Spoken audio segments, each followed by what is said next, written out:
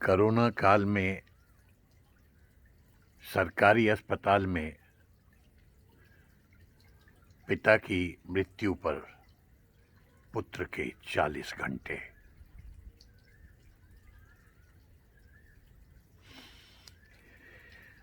अपने होने और अपने जीने की उम्मीद को छाती में पकड़े मेरे पिता ऑक्सीजन न मिल पाने की वजह से अस्पताल में अकेले पड़े करहा रहे हैं। मेरे और पिता के बीच हुए सांत्वना भरे संवाद धीरे धीरे गूंगे होते जा रहे हैं। पहली बार आभास हुआ कि मेरे भीतर का बच्चा आदमी बन रहा है। मैं चीखता रहा उनके पास रहने के लिए, लेकिन विवशताओं ने मेरी चीख को अनसुना कर दिया। विवशताओं ने मेरी चीख को अनसुना कर मुझे बाहर ढकेल दिया। मैं पिता का परिचय पत्र, राशन कार्ड, आधार कार्ड और उनका चश्मा पकड़े हुए बाहर पड़ी सरकारी टूटी बेंच पर बैठा देखता रहा उन लोगों को जो मेरे पिता की तरह एम्बुलेंस से उतारकर अस्पताल के अंदर ले जाए जा रहे हैं।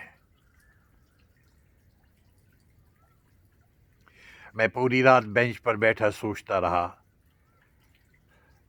पास आती मृत्यु को देखकर फ्लास्क में डली मछलियों की तरह फड़फड़ा रहे होंगे मेरे पिता, और इस कश्मकश में बहुत कुछ बथ रहा होगा उनके अंदर और टूटकर बिखर रहे होंगे भविष्य के सपने।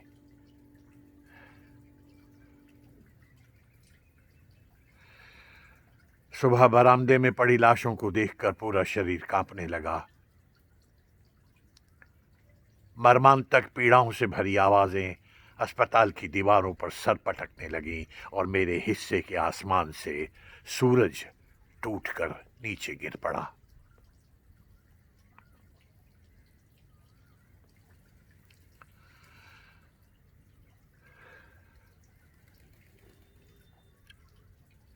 मेरे हिस्से के आसमान से सूरज टूटकर नीचे गिर पड़ा। लाशें शमशान ले जाने के लिए एम्बुलेंस में डाली जाने लगी। इनमें मेरे पिता भी है। लाशें शमशान ले जाने के लिए एम्बुलेंस में डाली जाने लगी। इनमें मेरे पिता भी हैं।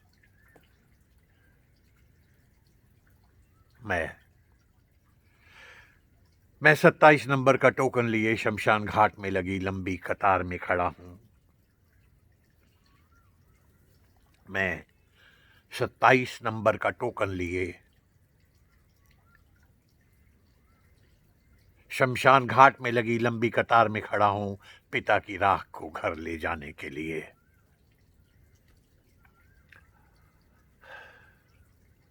एक बार मैंने पिता से कहा था, आपने मुझे अपने कंधे पर बैठाकर दुनिया दिखाई, आसमान छूना सिखाया, एक दिन मैं भी आपको अपने कंधे पर बैठाऊंगा।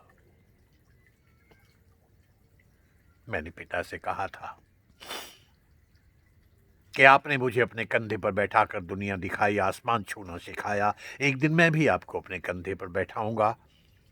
और उन्होंने हंसते हुए कहा था कि पिता कभी पुत्र के कंधे पर नहीं बैठते, पिता कभी पुत्र के कंधे पर नहीं बैठते, वे तो हाथ रखकर विश्वास पैदा करते हैं कि पुत्र अपने हिस्से का बोझ खुद उठा सके।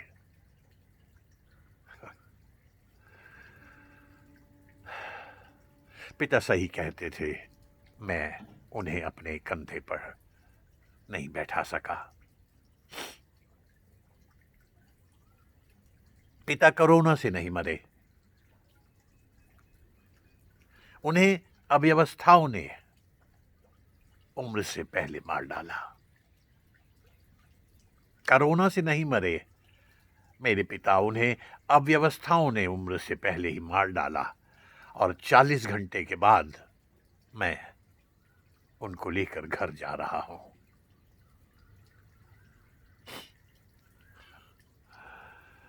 मां थैले में रख के पिता को देखकर पछाड़ खाकर देहरी में ही गिर जाएंगी।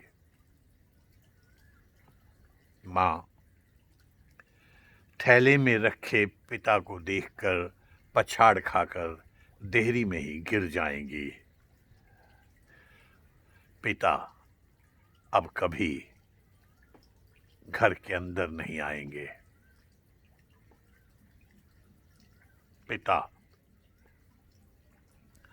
अब कभी घर के अंदर नहीं आएंगे।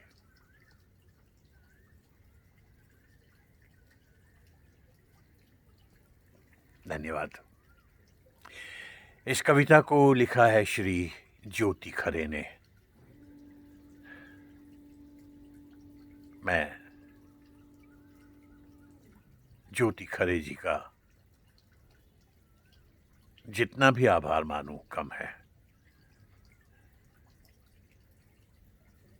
वर्तमान समय में पिता की मृत्यु पर इतनी मार्मिक, इतनी संवेदनशील कविता नहीं बल्कि पुत्र का पिता की मृत्यु पर जीवंत बयान अद्भुत है। प्रणाम है आपको ज्योति जी। धन्यवाद।